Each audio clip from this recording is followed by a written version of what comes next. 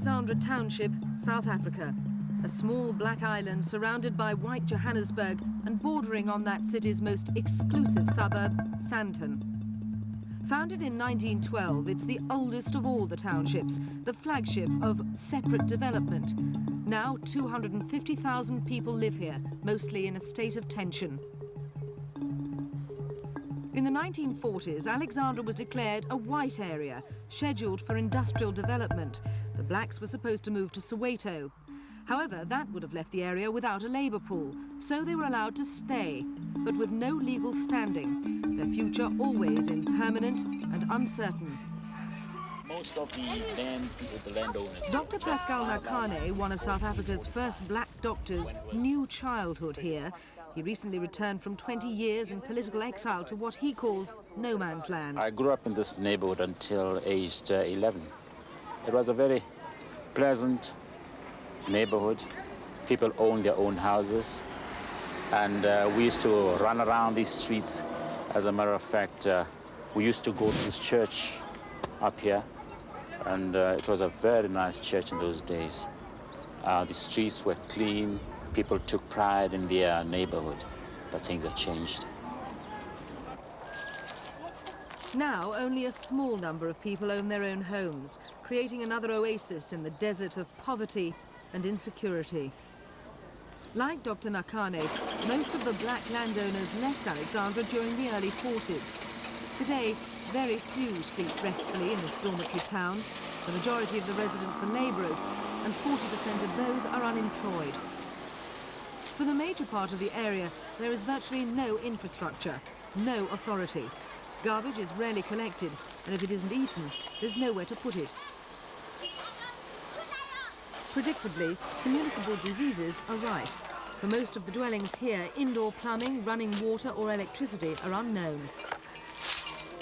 In the past 2 years, vast squatter areas have mushroomed on the township edges, bulging with people who've left the desolation of the homelands.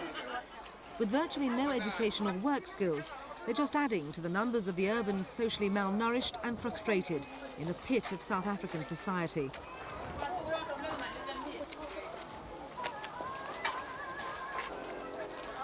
With another large part of the township's population underemployed and angry, it's not surprising that the crime rate here is described as huge. Partly it's caused by economic deprivation. But so unstable is life here, and so volatile is the atmosphere, that violence can erupt any time, affecting everyone, even the innocent.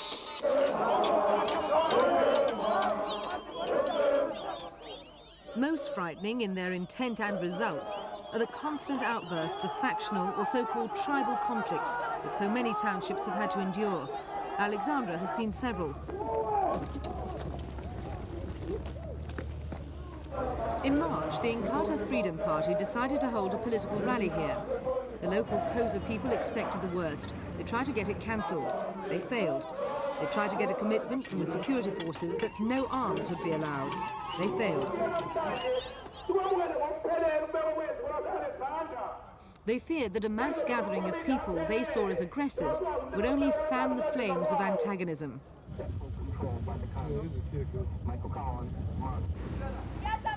Their fears were justified, and the aspirations of all blacks were dealt another body blow.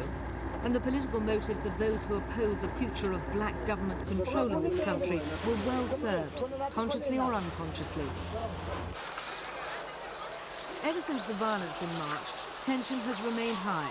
There's been extra strong police and army presence in the township, with regular patrols of soldiers on foot and touring vehicles more appropriate to a war zone. But although it's all proved a deterrent for some criminal elements in Alexandra, it seems to have had little effect on political violence.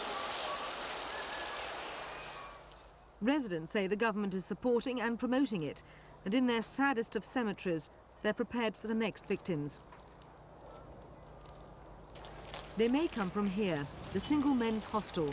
Cold, impersonal and with no recreational facilities, it houses migrant contract workers in deplorable conditions. Mainly Zulu, the residents have little privacy and human dignity. Some, thrown out of work by company retrenchments, become angry and ripe for recruiting to the Inkatha cause. Locals claim the Zulus fire on passers-by from their windows for no apparent reason. And doctors at the township's clinic confirm treating at least 100 patients who'd been shot at from the hostel. They've also had patients who've leapt out of hostel windows to avoid fights inside. There's no single factor responsible for the violence. It's a multifactorial thing. People living here are living at the edge of a volcano. And the very frustration of living in an area, depressed area like this, is enough to result in the violence, sort of violence that we see. But currently, added to what I've already said, we're seeing a politically motivated violence. In a normal society, you would find political differences being sorted out in different ways. But in a society where violence is at the surface, not far from visibility, just a small incident sparks of violence. Apparently, a small incident sparked the violence that led to this man's injuries. Whilst he was having a drunken row with his wife, a mob of young people joined in by throwing rocks at him and his friend. The one doctor and 2 medical students on duty at any one time can only deal with basic trauma injuries. The clinic has no operating theatre and at night no X-ray facilities. Historically, the nearest hospitals in Johannesburg have been reluctant to take black charity patients, so the seriously injured are ambulanced to the nearest black township.